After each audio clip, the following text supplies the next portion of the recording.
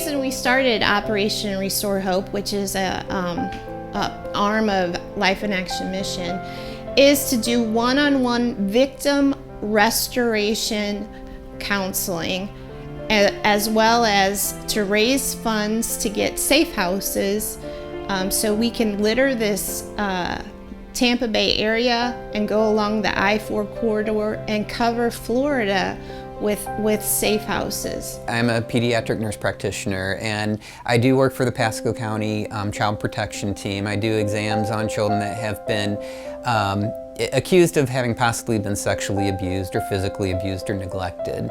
Also part of that job is I have to review all the phone calls that come in through the abuse hotline to see who needs medical exams or not.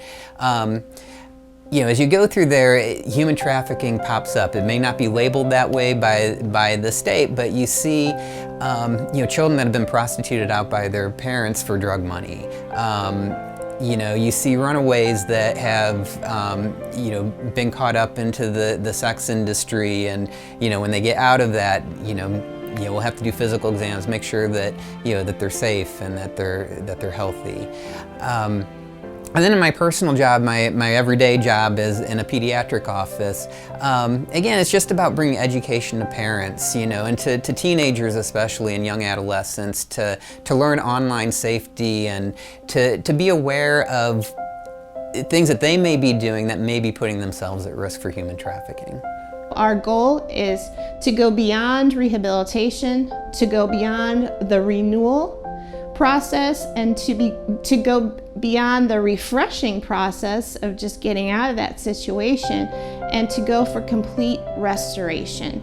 The same concept has to be applied to someone who's coming off of being victimized, sometimes 10 to 20 times a day on average, and then how are they supposed to go from that and have that wall built up around them to being a functioning person in society?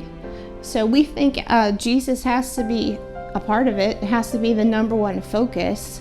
And the verse that comes to mind that is our key verse for our project and for our movement and for this ministry as a whole is James 1:27. Real religion, the kind that passes muster before God the Father, is this: reach out to the homeless and loveless in their plight, and guard against corruption from the godless world. For whatever reason, I wasn't really happy at home. My parents were married, they were both teachers. As a matter of fact, my father taught at the high school I attended, and I wasn't happy. So I just started being miserable at home, and one thing led to another.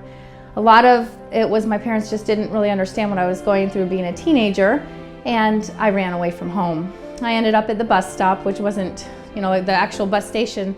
That wasn't but 2 or 3 miles from my home.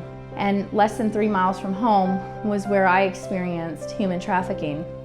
I was 16 years old, and I had met a lot of people at the bus station. I was among a bunch of people who didn't really have a home. I slept in the bushes, trying to shield myself from the police so I wouldn't get caught and be apprehended and then have to go back home.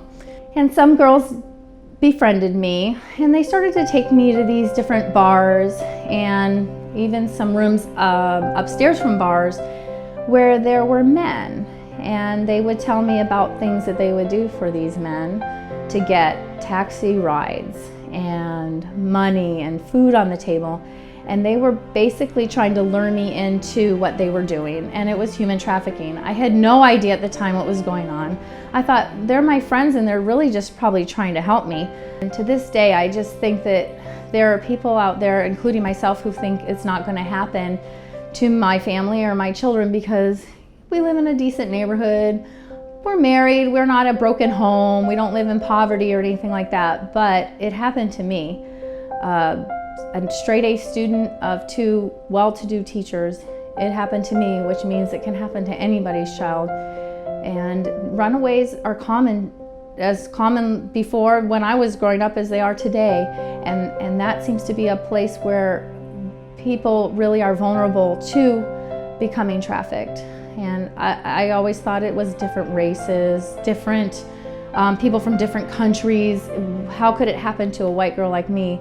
I was wrong, and at the time it was going on, I had no idea what it was until probably 20 years later when I realized I'd been trafficked. It can happen anywhere at any time, and I am wanting to share my story because I love kids, and I want to make sure that your kids are protected and that your kids, all these kids, have a future.